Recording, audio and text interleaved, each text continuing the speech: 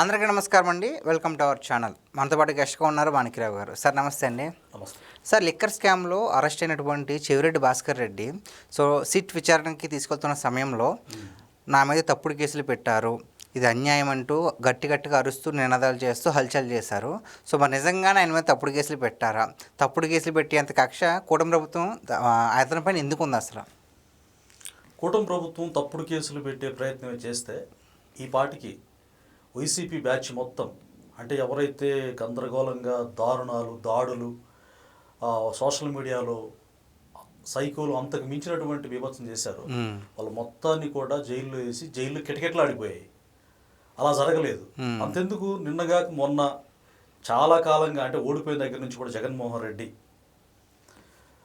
ఎంత హార్డ్ పదాలు వాడుతూ ఒక మీడియా సమావేశంలో ఒక మనిషి దారుణంగా చనిపోతే, జగన్మోహన్ రెడ్డి కాన్వాయ్ కిందనే, ఆయన వెహికల్ కిందనే చనిపోతే రప్ప రప్ప రప్ప ఈ పదాలు మనం బాగా వింటున్నాం కదా.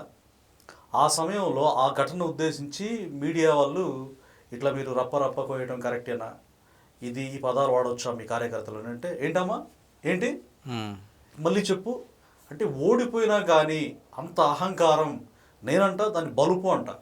ఎంత బలుపు అంటే అది చాలామందిని భయపెట్టే ప్రయత్నం చేస్తున్నాడు.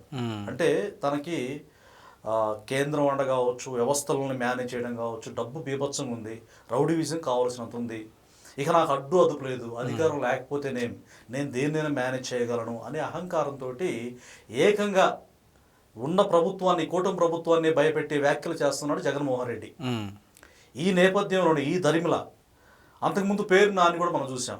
అంతకుముందు వాళ్ళ భార్యను అరెస్ట్ చేస్తారన్న వార్తలు వచ్చినప్పుడు చంద్రబాబు నాయుడు గారిని ప్రైజ్ చేశారు. అంటే ఆయన మంచోడు, మహిళల జోలు వద్దన్నాడు, ఇట్లా మాట్లాడి మౌనంగా ఉన్న తర్వాత ఇది మంచి ప్రభుత్వం కదా, ఈ మంచి ప్రభుత్వాన్ని అలసుగా తీసుకొని వాళ్ళు ఇంకా రెచ్చిపోయి పేరు నాని అవాకులు చవాకులు ఇష్టానుసారంగా మాట్లాడుతున్నారు. అంటే ఈ నేతలు మొత్తం కూడా ఈ విధంగా పేటరైపోవడానికి కారణం ఏంటయ్యా అంటే, ఇక మమ్మల్ని ఏం చేయరు, మమ్మల్ని జైలు వేసే పరిస్థితి లేదు అంటే, ఇంత పెద్ద అడ్డంగా దొరికినటువంటి ఈ మద్యం కుంభకోణంలో, దేశంలోనే సంచలనమైనటువంటి ఈ కుంభకోణంలో దొరికి కూడా సిగ్గుతో తలదించుకోకుండా చట్టానికి దొరికిపోయా, సిట్టు మొత్తం కూడా నిగ్గు తేల్చింది.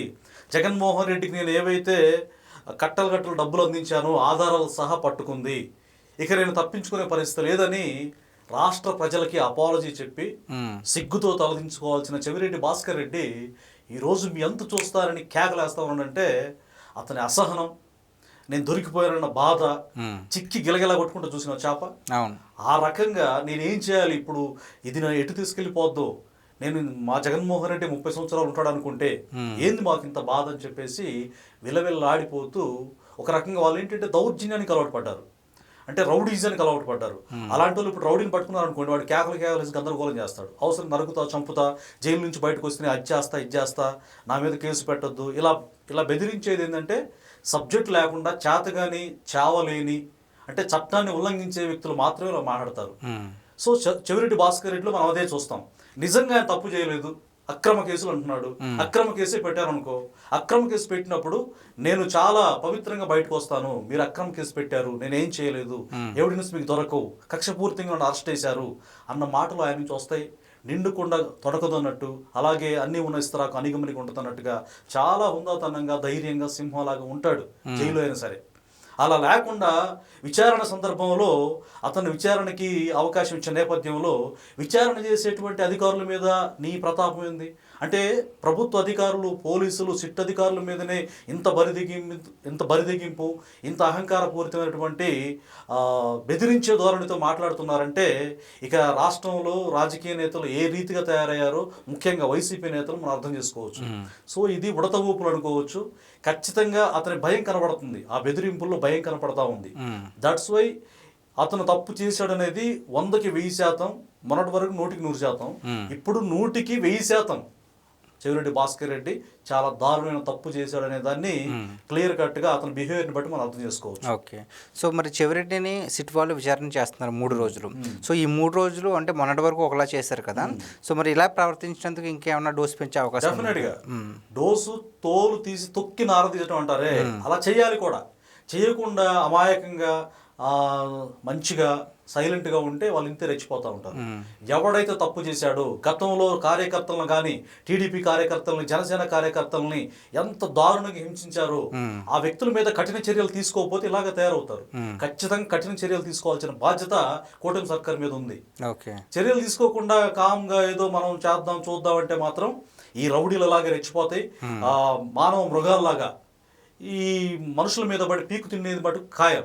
సో చెవిరెడ్డి భాస్కర్ రెడ్డే కాదు, ఇలా వదిలేస్తే చాలా మంది ఇంకా అంటే కొంత ఫస్ట్లో కూటమి సర్కార్ వచ్చిన తర్వాత భయపడి అండర్ గ్రౌండ్కి వెళ్ళిపోయారు. ఇప్పుడు మళ్ళా అలుగులో నుంచి అలగులు వచ్చినట్టుగా బయటకు వచ్చేసి వీళ్ళు ఏం చేయట్లేదు, వీళ్ళు మమ్మల్ని ఏం చేయలేరు, వీళ్ళు అభివృద్ధి చేస్తున్నారు, వీళ్ళు అమరావతిని అభివృద్ధి చేస్తున్నారు, అలాగే రాష్ట్రాన్ని అభివృద్ధి చేస్తున్నారు, మా జోలు రావట్లేదు.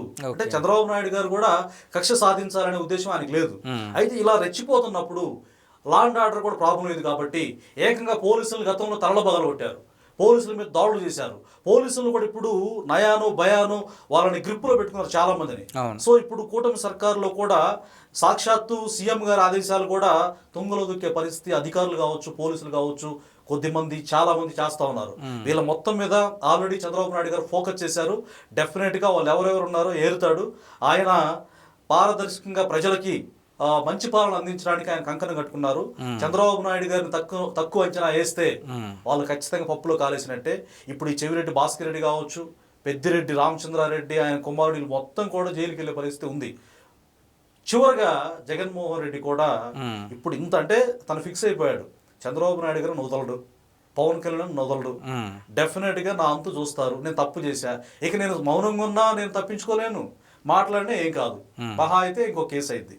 ఈ విధంగా బరి తెగించి ప్రజల్ని ఏమార్చాలనేటువంటి ఉద్దేశం లేకుండా ప్రజల్ని ఉక్కుపాదంతో అణిచేసి శవాల మీదనే రాజ్యాధికారం చెలాయించాలి, శవాల మీద నేను పరిపాలన చేయాలి, శవాల మీదనే నేను రాజకీయం చేయాలనేటువంటి ఒక నీచ నికృష్ట రాజకీయానికి నాంది పలికిన వ్యక్తే జగన్మోహన్ రెడ్డి. ఆయన అనుచరులైనటువంటి చెవిరెడ్డి భాస్కర్ రెడ్డి కావచ్చు, అంబటి రాంబాబు కావచ్చు, పేరు నాని కావచ్చు, కొడాలి నాని, వీళ్ళందరూ కూడా జైలుకి వెళ్ళాల్సిన వ్యక్తులు. ఆలస్యం చేయకుండా జైల్లో వేస్తే ఈ మురిగేటువంటి వ్యక్తులకి ఫుల్ స్టాప్ పెట్టినట్టు ఉంటుంది. అంటే ఈ లిక్కర్ స్కామ్లో అసలు డాన్ జగన్మోహన్ రెడ్డి గారు అని ప్రజలు అనుకుంటున్నారు, చాలా వరకు కూడా అది నిజమే. కానీ మరి ఈ లిక్కర్ స్కామ్కి సంబంధించి చాలా మంది అరెస్ట్ అయ్యారు కదా. సో సిట్ విచారణలో ఇప్పటికి వచ్చి ఒక్కరు కూడా జగన్మోహన్ రెడ్డి గారి పేరు ఎందుకు చెప్పలేదు అంటారు? అసలు ఎందుకు చెప్పలేదు? అసలు అంటే అది రికార్డెడ్గా పక్కా ప్రూవ్ అయింది. అది ఒకేసారి అంటే టైం చూసుకుని చెప్పాలనే ఉద్దేశంతో, అంటే కీలకమైన డేటా మొత్తం కూడా ఇప్పుడు సిట్ అధికారుల దగ్గర ఉంది, పక్కా ఆధారాలతోనే. అంటే ఇందాక నేను చెప్పానే 100% ఆధారాలు ఉండబట్టే వీళ్ళని అరెస్ట్ చేస్తున్నారు. అది వాళ్ళకి అర్థం కావట్లా. వితౌట్ ఎవిడెన్స్ సిట్ అధికారులు అరెస్ట్ అయ్యరు, చంద్రబాబు నాయుడు గారు దాన్ని యాక్సెప్ట్ చేయరు. ఆధారాలు అంటే వాళ్ళు నేరం చేసిన వ్యక్తులని ప్రజలకు తెలిసినా, రాజకీయ నేతలకు తెలిసినా వితౌట్ ఎవిడెన్స్ అరెస్ట్ అయ్యారు చంద్రబాబు నాయుడు గారు.